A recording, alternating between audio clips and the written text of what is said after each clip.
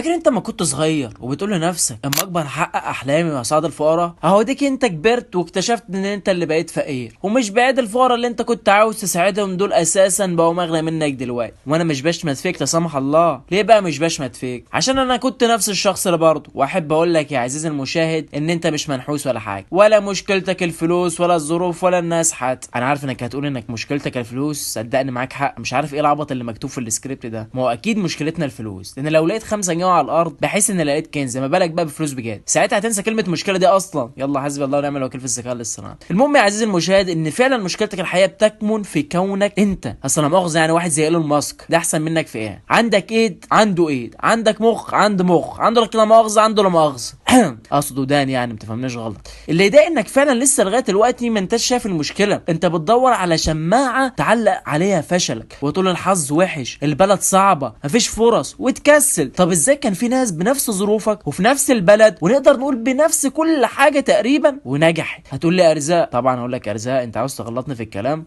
بس الفرق هنا بينك وبين الشخص اللي نجح ده هي في طريقه التفكير. انت بتاجل، بتكسل، بتخاف تبدا، وبتفضل تقول لما ابقى جاهز هاخد الخطوه. بس عمرك ما هتبقى جاهز ولا هتاخد الخطوه، لان الجاهزيه دي اصلا وهم.